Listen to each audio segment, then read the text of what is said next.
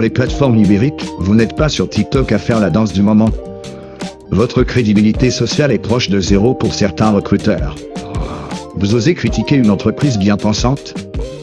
Votre score d'influence se prend une volée, et vos propos sont déclassés par l'algorithme.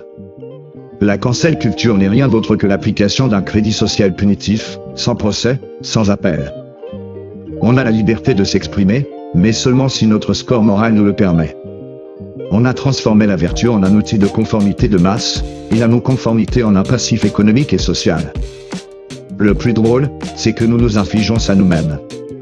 Nous nous auto-surveillons. On ne publie plus une opinion sans calculer l'impact sur notre réputation. On n'achète plus un produit sans vérifier s'il est éthiquement correct selon la dernière mode. On a internalisé le gendarme. On est notre propre inquisiteur moral, de peur de voir notre score chuter. Vous croyez vraiment que ces applications de suivi de votre empreinte carbone sont là pour vous aider? Non. Elles sont là pour collecter des données sur vos habitudes de consommation, sur votre bonne volonté à vous conformer. Et ces données, elles valent de l'or. Elles créent un profil de votre valeur citoyenne qui sera ensuite utilisé contre vous, ou pour vous offrir des services plus chers, réservés aux purs. C'est une surveillance douce, un contrôle qui ne dit pas son nom.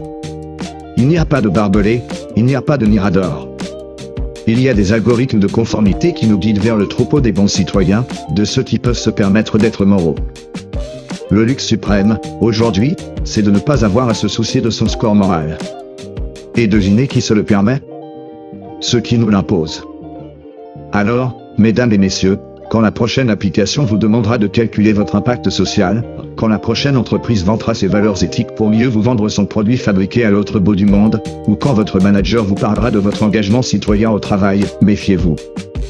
Le crédit social occidental, il ne se voit pas. Il ne s'appelle pas comme ça. Mais il est là, partout.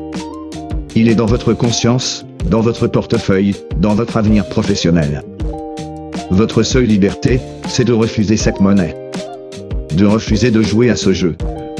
De refuser que votre valeur soit réduite à un score dicté par une élite qui se moque de votre morale. Ici l'œil public. Ils peuvent vous donner des points pour être un bon mouton. Mais un être humain, ça ne se note pas. Maintenant, sortez de la grille, et réapprenez à être moral, par conviction, pas par obligation.